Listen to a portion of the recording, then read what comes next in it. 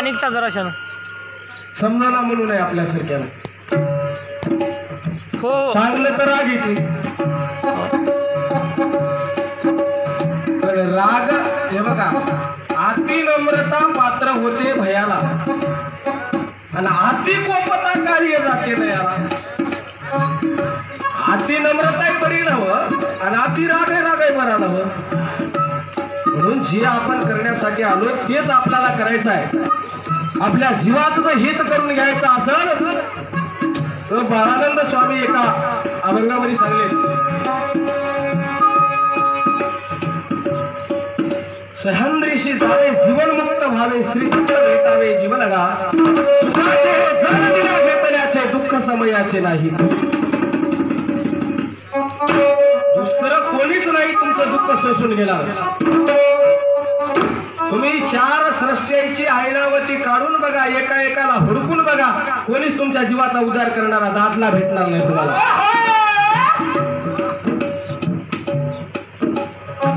दत्ताचुनिया सृष्टीमध्ये नाही देव द्याया अनेक कोणी. बाळानंद म्हणे परसिद्धांत पाहणे, मनाची ब्रह्मणे जाईल तेव्हा. म्हणून उगर आग्रह करायला शिकू नका, सत्य काय आहे ते शोधून घ्या. म्हणून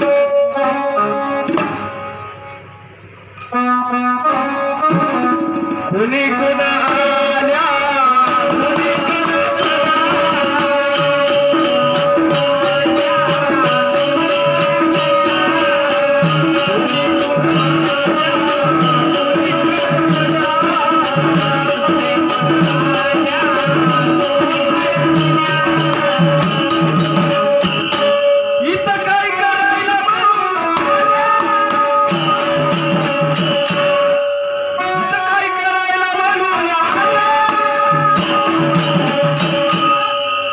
माझ्या धानोरा.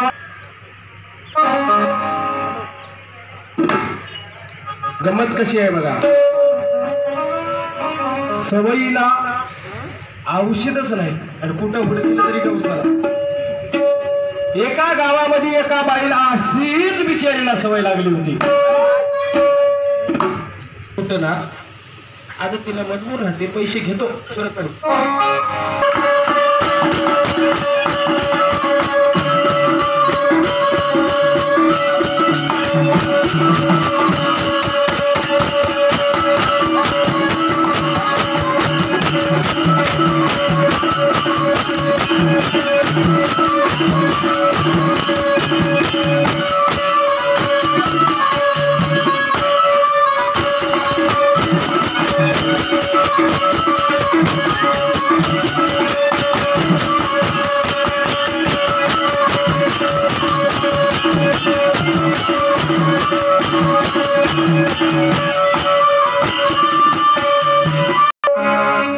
घुस किती जरी माती उकरली तर त्याचा काही फायदा नाही. लोक म्हणतात घराला घुस लागू नये म्हणतात. जुन्या माणसाला काही बोलणं फार शास्त्राला लागू नाही. घराला घुस लागू नव. चावडीवर बसली की माणसं म्हणजे लटके 40 करून राम ना आणि बेताळी राम ना. लटके 40 करून म्हणजे या 4 सृष्टीतल्या 40 दैवताच्या नदीला बुडवं आणि 42 बुडवून म्हणजे 42 पदाला शुद्ध लक्षण पदाला असलेल्या दत्त महाराजाला विसरू नको. साध्या साध्या बोलण्यामध्ये सिद्धांत निघून जातात. असो, अधिकचा वेळ घेणार नाही. बाहेर जाण्याची वाट कोणती, बंद करून आतच मरती, बंद करून आतच मरती.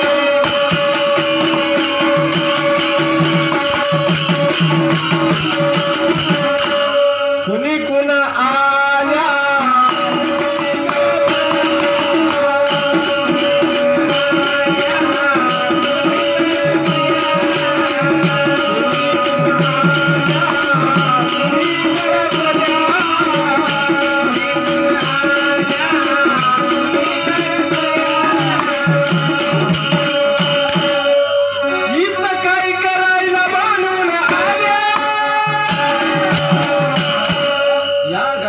काय करायला आल्या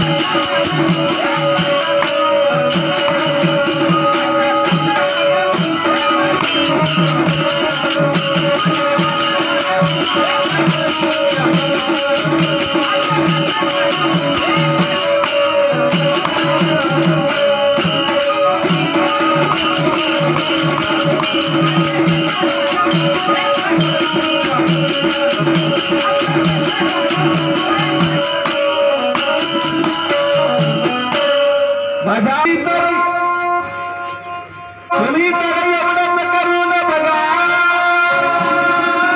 तुमचा अनुभव जगाला सांगा तुमचा अनुभव जगाला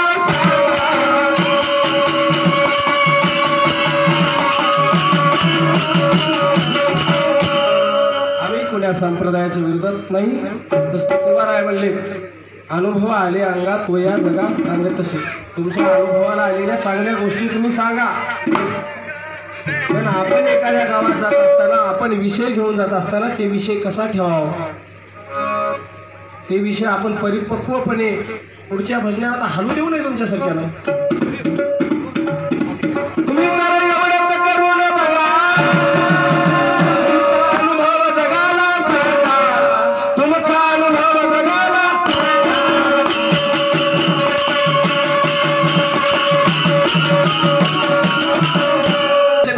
करायला मिळले हे आघात ज्ञान आहे असे माझ्या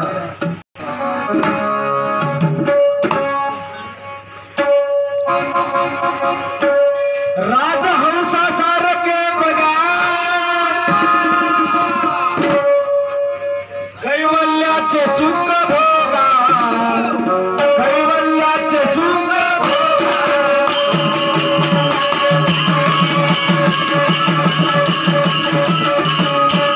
पाणी दूध दोन्ही स्वरूपीत जाऊ नका राजहंसावली दूधच तेवढं काढून घ्या आणि आपल्या जीवाचं हित करून घ्या म्हणून सरते शेवटी जाता जाता गावाल्याची काही निराशा होऊन जर माझ्या वतीनं बोलताना गाववाल्यासाठी कोणता अपशब्द जर गेला असेल आपला छोटा भाऊ समजून त्या राजहंस पक्षासारखा जगावा आपण सार काय होय आसार काय होय राजहंस पक्षाला दूध आणि पाणी एका जागी करून आणून वाटीत ठेवा राजहंस पक्षी जर त्या वाटीजवळ आला तर आकड दूध पिते पाणी तसंच खाली राहते इथं आपल्याला या मायाच्या डोहामध्ये इथं संसारामध्ये राहून सुद्धा त्या राजहंस पक्षासारखं राहावं लागते राजहंस पक्षासारखं म्हणण्यापेक्षा जसं कमळ चिखलात राहते कमळ पाण्यात राहते पण पाणी अंगाला लागू देना कुंभार कुकडी चिखलात राहते पण चिखल अंगाला लागू देना किंवा वाळलेला नारळ बघा तुम्ही नारळातून पाणी आटलं की ते नारळ कवटीला सोडून देते आणि असं कानाला लावून वाजले की खळखळ वाजना खुडखुड वाजते तसं आपण संसार सोडून देऊन द्यायचं नाही संसारातच राहायचं पण त्या नारळासारखं उगं मध्येच खुडखुड करायचं त्या चिटकून नाही राहायचं नाही बाहेर निघून जायचं नाही असं राहून देवदेव करायचं होय देवाचं नाव घ्यायचं होय तेच आपल्या संग येणार होय म्हणून राजहंसा